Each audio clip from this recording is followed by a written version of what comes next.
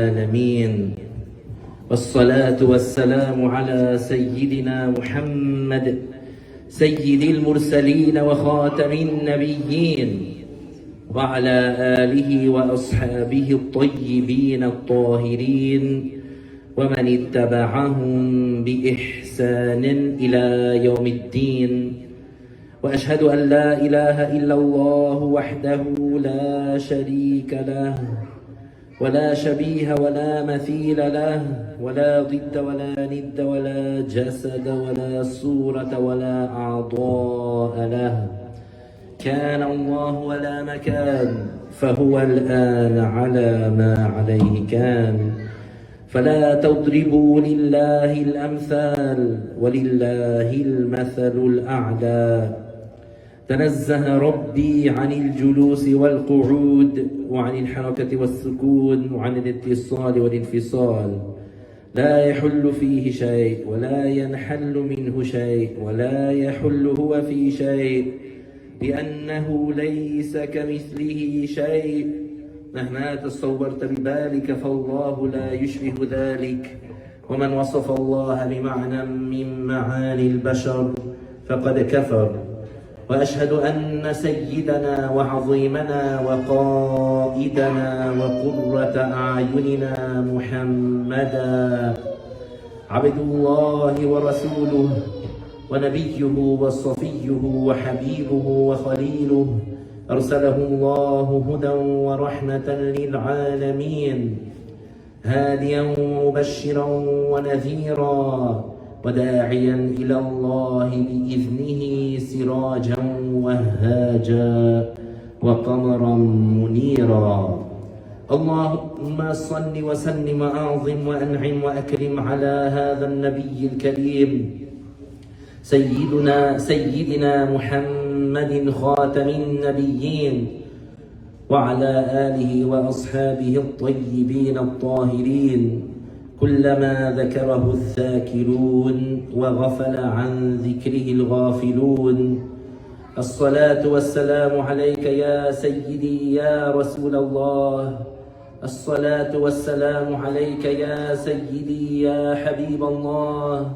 الصلاة والسلام عليك يا سيدي يا عظيم الجاه. أما بعد فنذكر أنفسنا بإخلاص النية لله تعالى في حضور هذا المجلس، مجلس علم الدين، المجلس الذي وصفه الرسول صلى الله عليه وسلم بأنه روضة من رياض الجنة، والمجلس الذي تحفه الملائكة فتنزل فيه الرحمات والبركات والأسرار. فهنيئا لمن وفقه الله تعالى لهذا العمل العظيم. I praise Allah, I glorify Him, and I thank Him for all the blessings that He gives without Him being obligated. And I ask Allah ta'ala to raise the rank of our beloved Prophet Muhammad sallallahu alayhi wa sallam and to protect His Muslim nation. I testify that no one deserves to be worshipped except Allah ta'ala, the one without a partner, the one without an equal, the one without a similar, the one who is unlike anything in the universe, and nothing in the universe is like Him. He has no father, no mother, no sister, no brother, no son, and no daughter. He exists without time and place because He is the creator of time and place. He does not reside above the throne, and He is not attributed with fatigue like the Jews say. Our Lord is glorified beyond any imperfection that the non-Muslims attribute to Him. Whatever you imagine in your mind, Allah Ta'ala does not resemble that. And whoever attributes an attribute of the creations to Allah is outside of Islam. And I testify that Muhammad sallallahu alayhi wa sallam, the son of Abdullah, the son of Abdul Muttalib, the son of Hashim, the son of Abdul Manaf, from the tribe of Quraysh, is the best creation of Allah and His final prophet and messenger sent to all humans and jinn, and He is truthful about everything that He conveyed of the revelation. Thereafter we remind ourselves to have the sincere intention for the sake of Allah, because having the sincere intention is a requirement for the Muslim to get reward. The reward is defined as the compensation that the Muslim receives in the hereafter for the good deeds that he did in this life among what makes him happy. An example of the reward that is guaranteed to the righteous Muslim in the grave is that his grave is expanded approximately 105 feet by 105 feet, and his grave is illuminated with a light similar to the light of the full moon, and the fragrance of paradise would be present in the grave. The sincere intention means for the Muslim to do the good deed, seeking the acceptance of Allah only and not the praise of the people. So alhamdulillah, we thank Allah that He has enabled us and guided us and given us the ability to do the good deeds. Because had it not been for Allah Ta'ala granting us the ability to do the good deeds, we would not have been able to do them. So we are grateful to Allah that He has guided us and given us the ability to attend the sessions of knowledge. These sessions of knowledge which are described by the Prophet ﷺ as gardens of paradise. The sessions of knowledge which the Prophet ﷺ informed us about in the Qudsi Hadith. The Qudsi Hadith in which the Prophet ﷺ, he informs us about something that Allah Ta'ala revealed to him, that it is mentioned, that Allah Ta'ala said, but it is not judged as Qur'an. So basically when the Prophet ﷺ, when he narrates it, he says, for example, Allah said or Allah revealed, meaning that the terms that the Prophet ﷺ is going to convey, these are expressions referring to what Allah, the attribute of Allah Ta'ala, but it's not judged as Qur'an. So in the Qudsi Hadith, the Prophet ﷺ informed us that the angels, they surround the sessions of knowledge from the first earth to the first sky, and there are special mercies and blessings that descend upon the attendees. Even if the person, let's say, was asleep in the session of knowledge, still he would benefit from being there because of the blessings that come down from the presence of the angels. So congratulations and glad tidings and good news for the one whom Allah Ta'ala enabled to do this great deed. So alhamdulillah, for the greatest blessing, Allah Ta'ala has granted us al-Islam. And Islam is the greatest blessing that the human being can have. Because with Islam, it is as if the person has everything. And without Islam, it is as if the person has nothing. And that is literal. How is that? Because it is through al-Islam that the person in the hereafter has a chance to enter paradise. Because the one who is accountable and the one who dies without being Muslim, but while being accountable, this person, he will never know mercy. He will be cut off from the mercy.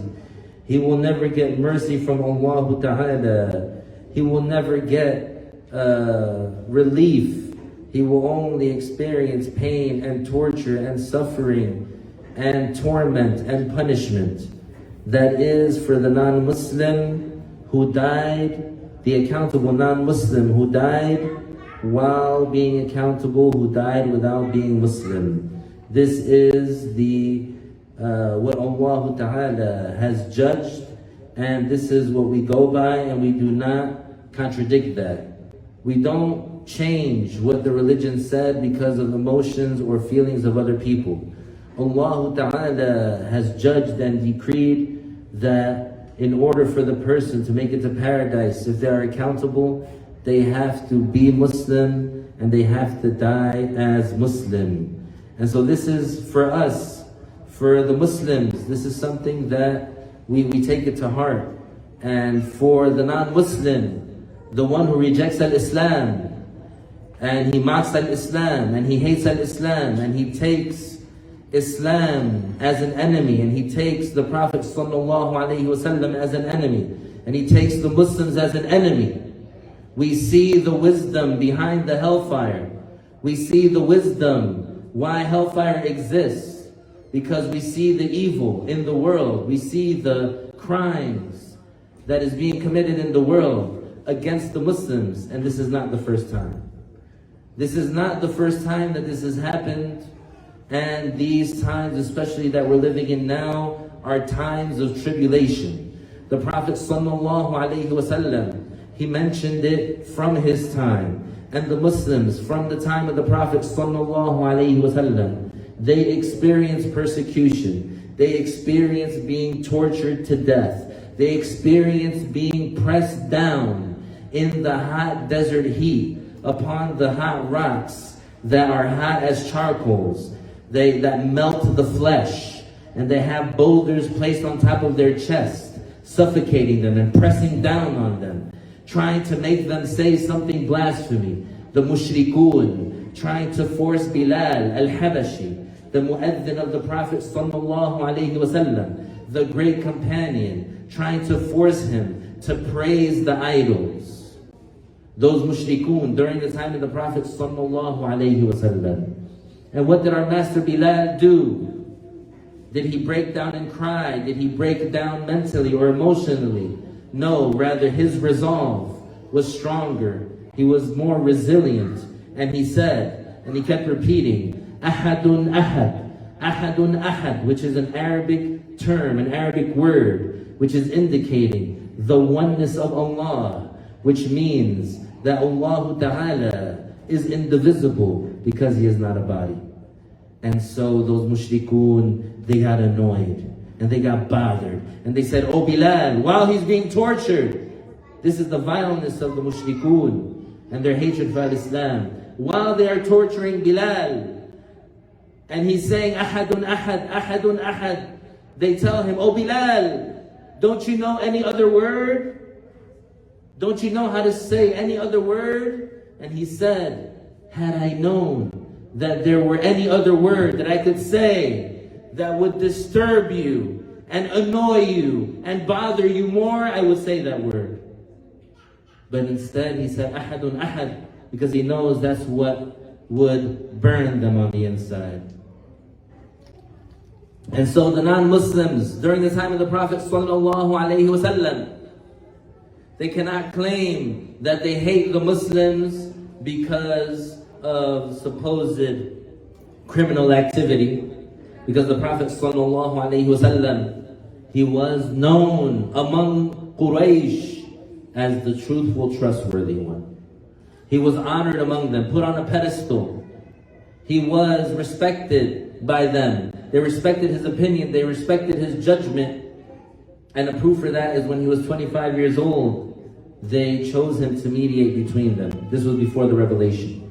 But it was after the Prophet ﷺ began to call them to al-Islam that they turned against him. Why did they turn against him? Why the hostility? Why the violence? Why the hatred towards the Prophet ﷺ and the companions? Why did they torture Bilal? Why did they kill Sumayyah, Ammar, the first martyr in al-Islam, a woman who was tied up to a stake, and her husband was tied up, and her son was tied up, and the mushrikun were telling her, praise our idols. And you know what she did? Did she break down emotionally? Did she back down? She spit in their face. She put her saliva and shot it out of her mouth into the face of the mushrikun. Those arrogant mushrikun who thought that Sumayyah was less than them because she was a Muslim. She spit in their face, so they tore her apart, literally. And they killed her in front of her husband, Abu Ammar. And then they killed him. And then they came to Ammar. And the story of Ammar is famous. Why did they do that to the Muslims? Did the Muslims invade them? Did the Muslims blow them up? Did the Muslims shoot at them? No. The Prophet ﷺ just called them to al-Islam. But they reacted with hostility towards the Muslims. So you should know, dear brothers and sisters, that today, regardless of who says what, their claim that we're the ones who started it, we're not the ones who started it. We're not the ones who started it. The non-Muslims, the mushrikun, the enemies of Islam, they have hated Islam and the Muslims just for being Muslims. Just because we call to justice and we call to peace, and we call to chastity, and we call to purity, and we call to tawheed, and we call to worshiping the Creator only, and not worshiping the shaitan, and not following the desires, and eliminating corruption and toxicity and negativity from society. But those that are agents of the shaitan, they want the filth, they want the corruption, they want the fornication, they want the alcohol, they want the drugs, they want to abuse the children. And whoever stands in their way would be their enemy. And we are their enemy. We're the enemy of the shaitan. Allah Ta'ala revealed in the Quran, in Surah Al-Baqarah, in verse 155, وَلَنَبْلُوَنَّكُمْ بشيء من الخوف والجوع ونقص من الأموال والأنفس والثمرات وبشر الصابرين الذين إذا أصابتهم مصيبة قالوا إنا لله وإنا إليه راجعون. In this ayah, Allah Ta'ala is giving the good news. The good news is being given to the patient ones. And the ones who are praised are the patient ones. And so in this ayah, Allah Ta'ala is informing us that the Muslims will be tested. وَلَنَبْلُوَنَّكُمْ. It is an emphatic confirmation. It is confirming something with emphasis. And so this means, and we swear to see if you will be patient and remain obedient or not. This is وَلَنَبْلُوَنَّكُمْ. Because the calamities that come down in this dunya, the worldly calamities, you get sick, you become poor, you lose a leg, you lose your sight, you lose a loved one, you get a flat tire, your house burns down. All the money that you were holding in the bank, the government took it and disappeared and now it's gone. You had millions of dollars, now you have zero. Your children died. You got cancer. These are worldly calamities. These are worldly calamities. These are hardships, these are difficulties that come in the dunya. For the Muslim, this is an opportunity to get an elevated rank, to get a higher rank, to get sins erased for the one who is patient. So this is a test. Will you remain firm in the obedience of Allah? Will you remain an obedient slave to Allah? Will you still pray even though your child died? Will you still pray even though you were wealthy and now you became poor? Will you still stay away from alcohol and fornication even though your house burned down? Even though all the money in your bank disappeared? Even though you got a flat tire, or you broke your leg, or you became blind, or you got cancer, or you lost a leg? Will you still obey your Lord? Will you still do your obligations? This is the test. Will you avoid sin even though these things are happening to you, even though these trials and tribulations are occurring to you? It means we will most certainly test you, believers, with something of each of these types of calamities. Fear of an enemy. Fear of an enemy. So the Muslims were tested like that during the time of the Prophet ﷺ, 13 years living under persecution. And later on, and today we are being tested like that in many places in the world, in many places where we originally come from. The Muslims are being slaughtered, the Muslims are being killed, the Muslims are being skinned alive, the Muslims are being jumped by a mob of people, the female Muslims are being raped and touched, they're getting the hijabs torn off of their heads. And who's there to protect them? Who's there to stop them? Who's helping them? Fear of an enemy and hunger by drought. Yes, there's many Muslims that are dying by hunger and by drought. Al-Yemen, the country of Al-Yemen, where there's many Muslims. Maybe you've seen the footage, maybe you have not. Maybe you scrolled fast when you saw the images of a starving baby, just a skeleton. Maybe you did, maybe you didn't, maybe you saw it. Hunger by drought. The Muslims experienced that too. When they got exiled and they had to live in the mountains and they didn't have anything to eat and they were being boycotted, and the mushrikun would not allow any of the tribe's people to do business with the Muslims so that they could get food or water. And loss of properties. So these are calamities. We're mentioning these calamities. This is from Surah Al-Baqarah, verse 155. That the Muslims will be tested with each of these types of calamities. Fear of an enemy, hunger by drought, and loss of properties and lives. Allahu Akbar. Allahu Akbar. Literally, loss of properties and lives. Imagine your home that you lived in, and that your parents before you lived in, and that their parents before them lived in, and their parents before them lived in. All of a sudden, the vile, the low lives, those who are worth less than what the dung beetle pushes with its nose come and take you out of it, and you can't do anything about it, and you can't stop it. Loss of property. And it happened to the Muslims in the past. When the Muslims were migrating from Mecca to Medina, when the order was given, didn't they leave behind their houses? Didn't one of the companions, his name is Suhaib al-Rumi, he acquired much wealth when he integrated into the society of the Arabs, and then he embraced Islam, and then he was going to migrate with the Muslims, and the mushrikun said, hold on. You came to our society, you weren't wealthy, and then you made money while living with us. Now you're just going to leave with all this money? Either you tell us where you stashed all your wealth, because back then it wasn't like how it is now. You put safety deposit boxes and you have a bank account or whatever. People used to accumulate their wealth and bury it somewhere where they know, so that they can go and get it if they need it. It's like how you have savings now. So people have like $30,000, $40,000, $50,000, $100,000 in their savings account. That's like what they don't touch unless it's an emergency. Back then they didn't have that, they buried it into the ground.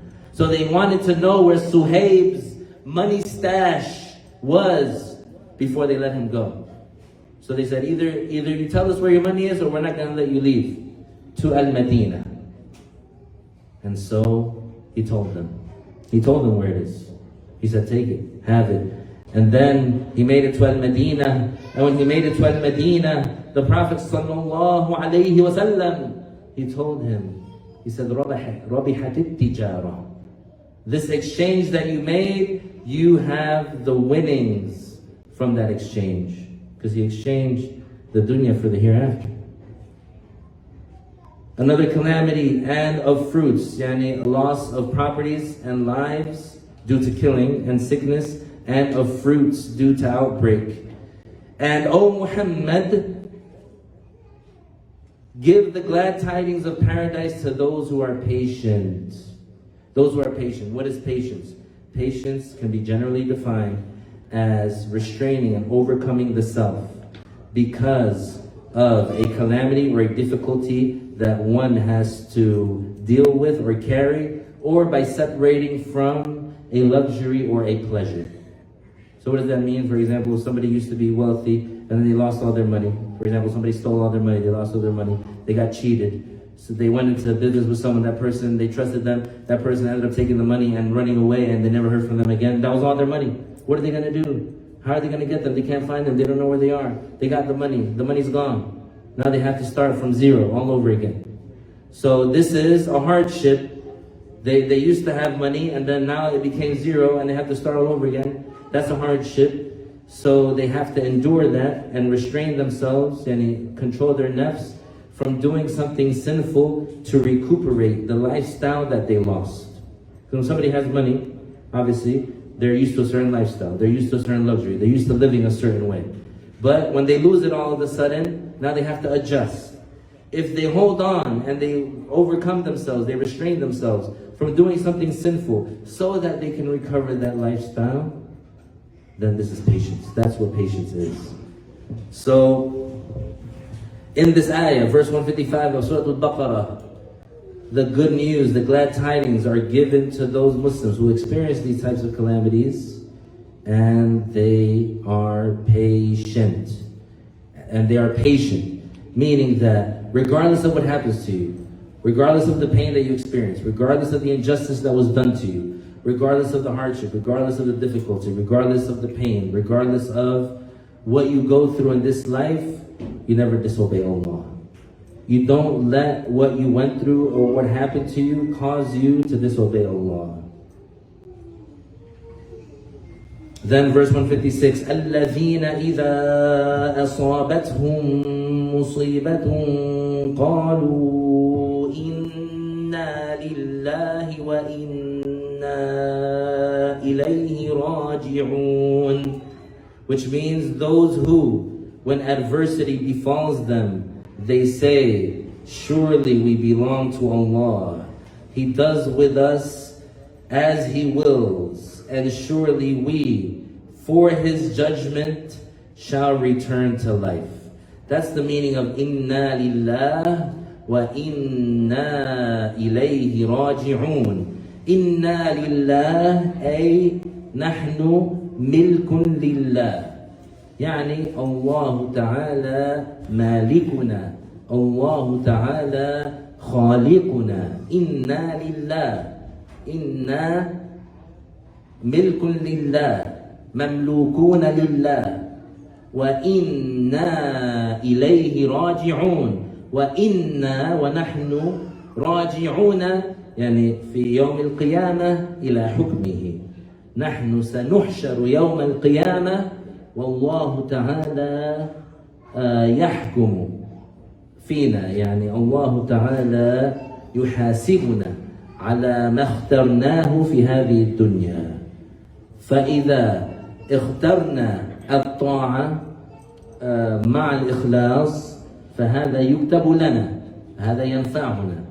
أما من اختار العصيان، من اختار الذنب والإثم ولم يطع ربه فسيحاسب على ذلك. هذا معناه، هذا معنى وإنا إليه راجعون، وإنا إلى حكم الله راجعون. So this verse 156, it means those who, when adversity befalls them, when something hard, challenging, something that is difficult, you're facing it as a Muslim, they say, surely we belong to Allah, yani we are owned by Allah. We are the property of Allah. He does with us as He wills. He has the absolute authority. There is no room to object to Allah. Even if the whole entire building falls on top of our heads or falls on top of our families and kills our entire family, we cannot object to Allah. We cannot object to Allah because Allah Ta'ala is not obligated to do anything for anybody. Allah Ta'ala is not questioned. Allah Ta'ala owns everything. So nobody can judge Allah. Nobody can question Allah. Nobody can come and say, oh Allah, why do you let all this suffering happen? Nobody can say that because Allah Ta'ala is the creator of everything. So the ones who are praised in the Quran, verse 156 of Al-Baqarah, those who face adversity, those who face calamity, those who face difficulty, those who go through a hardship, they say when this happens, so for example, if somebody comes to you, calls you, and says your son, your daughter died in a car crash, your wife died in a car crash, your husband died in a car crash, somebody comes and tells you bad news, you don't start ripping your hair out of your head, you don't start screaming and slapping your face. You say, Inna lillah wa inna ilayhi raji'un. Those specific words, you get a lot of reward. It's from the Quran. Allah Ta'ala, He mentioned and praised the one when something, a calamity happens to him, this is what He says.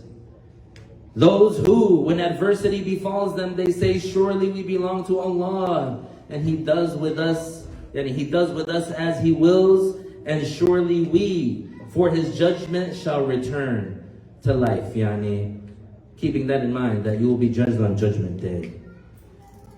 Then the next ayah, 157. أولئك عليهم صلوات من ربهم ورحمة وَأُولَٰئِكَ هُمُ الْمُهْتَدُونَ. Which means those, forgiveness from their Lord is theirs. Those who are patient. Those who, when they get the calamity, they say, Inna lillah wa inna ilayhi raji'un. Yani they're patient. They don't let the calamity cause them to commit a sin, or to disobey Allah, or to object to Allah. What is the result? Forgiveness from their Lord is theirs. Yani Allah Ta'ala guarantees that they will be forgiven. And mercy. Forgiveness and mercy from their Lord is theirs. And those, they are the guided ones to what is correct. Allahu Akbar. Allahu Akbar. Those are the guided ones to what is correct.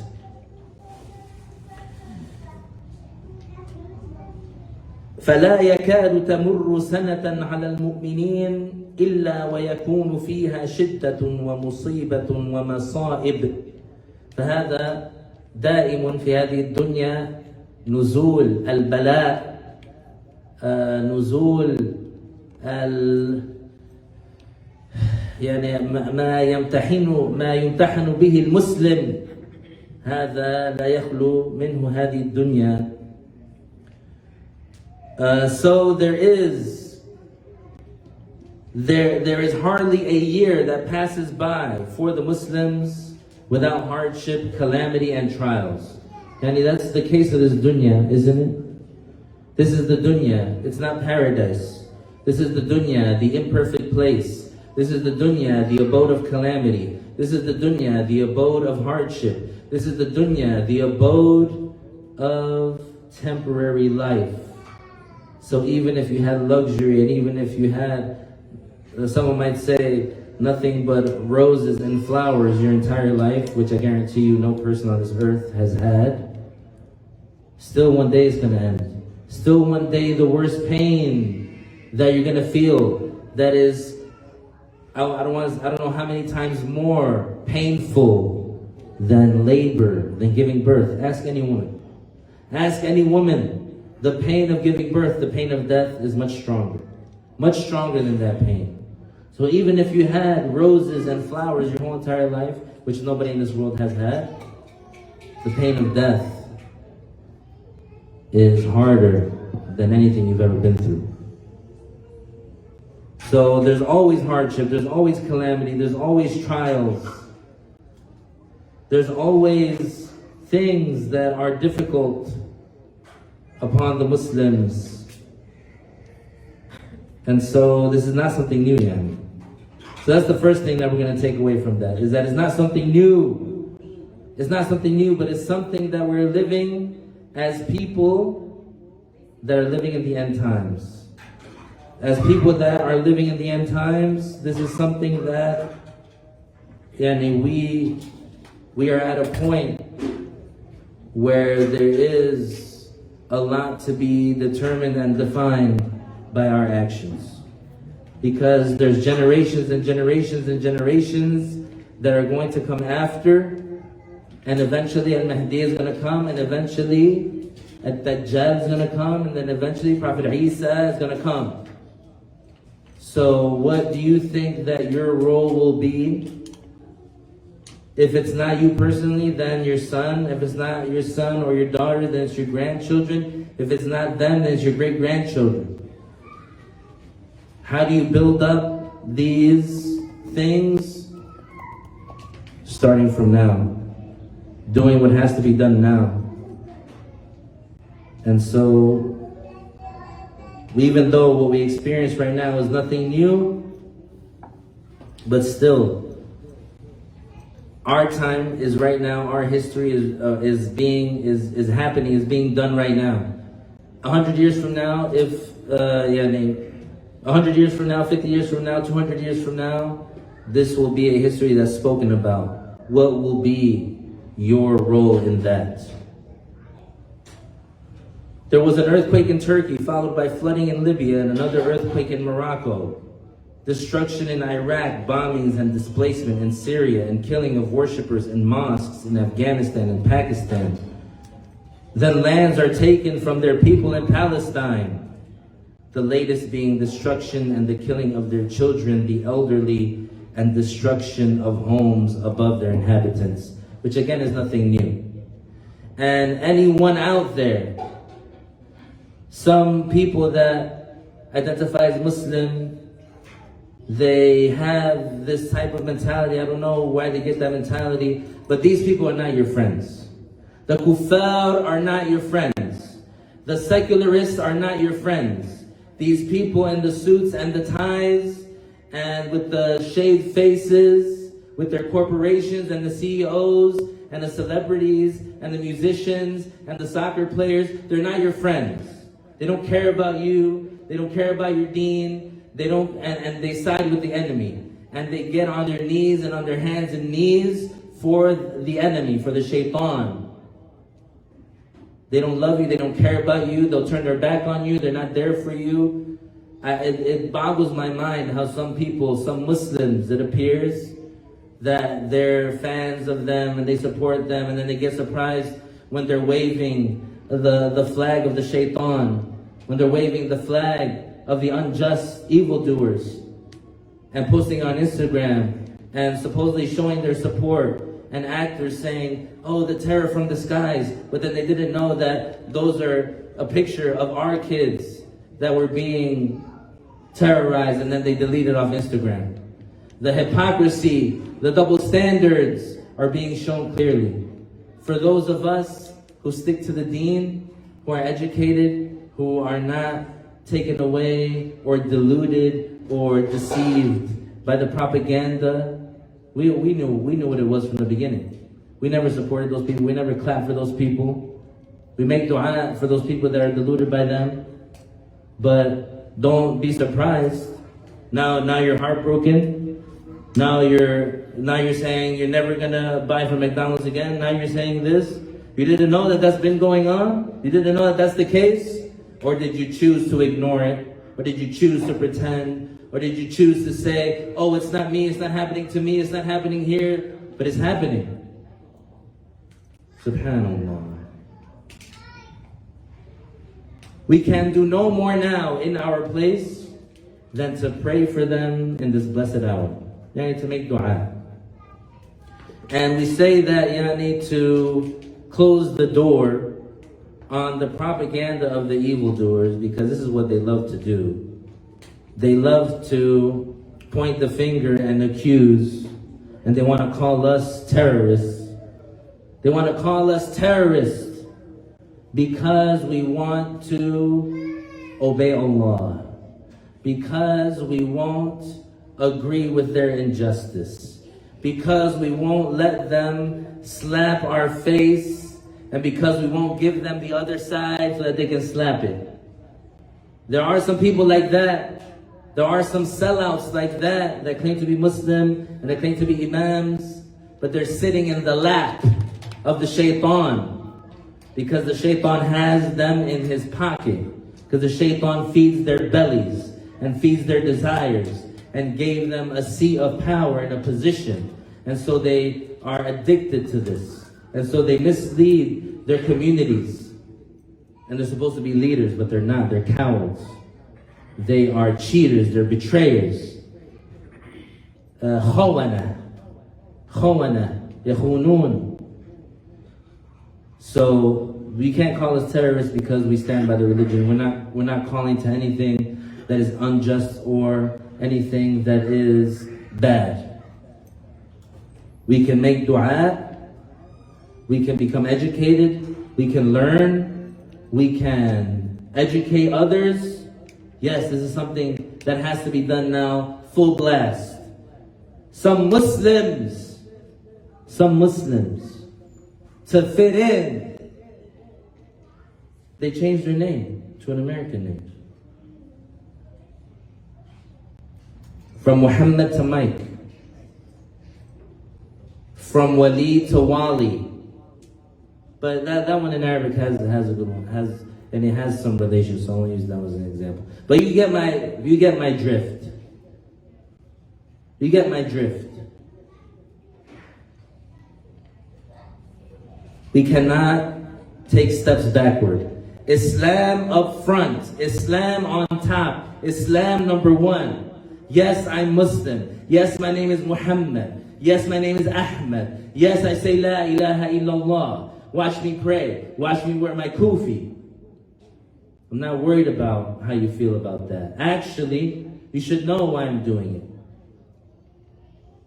Actually, when the situation comes up, it doesn't matter where it is, corporate America or not corporate America.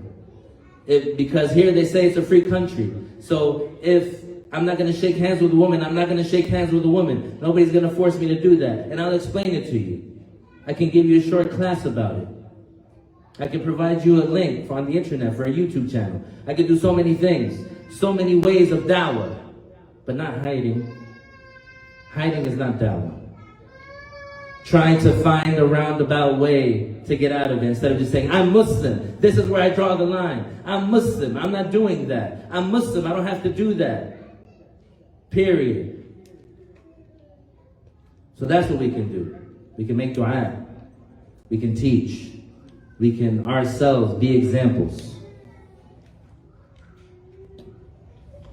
O our Lord, by the virtue of the best prophet and messenger, the leader of the first and the last, Prophet Muhammad sallallahu alayhi wasallam, relieve the distress from the lands of the Muslims, ease their suffering, have mercy on them, unite their words, unite. What do we unite with? Soccer teams? NFL teams? Countries, flags, nationalism, race, gender, wealth, financial status, age? We unite only with Islam. We unite only in obedience to Allah. And that is how we are unstoppable. Period. How do you think the companions, Abu Bakr, Umar, Uthman, Ali, these companions, how do you think they were so successful? How do you think that the Persian Empire and the Roman Empire crumbled? By these pious Muslims. Chewing on dates, marching in the desert with bows and arrows and swords. And the Persians, they had technology. They had elephants. They had catapults. They had technology. For that time, it was called technology. But they don't have the heart that we have. They don't have the certainty that we have. They don't have this certainty knowing that if we fall for the sake of Allah, immediately the soul goes to paradise. Immediately. The martyr of the battlefield, Shahidul Ma'rakah, before his body hits the ground, as soon as he's dead, his soul shoots straight up to paradise. Immediately. And the pain of death will be like a pinch. Like a pinch. These are the men. This is what we unite on. Not on politics, not on secularists, not on right and left, not on suits and ties and shaved faces, not on other than following Prophet Muhammad sallallahu alayhi wasallam, no matter where you are. Because you're supposed to stand as a Muslim like a beacon of light, like a mountain of light, like a lighthouse, like a minaret, like a place that people can look and see in the darkness, and they see that is where is the guidance, that is where is the light, that is where is the truth. Not trying to hide. Oh Allah, alleviate their grief, sorrow, hardship, and calamity from the lands of the Muslims. Grant them victory in reclaiming their rights that have been usurped, that have been taken unjustly. Heal their sick, have mercy on their deceased, inspire their people with patience and solace. O Allah, you have power over all things. No one has the ability to avoid sinning except with Allah's protection, and no one has the ability to obey except with Allah's help. Indeed, we belong to Allah, and indeed, Allah Ta'ala will judge us on Judgment Day.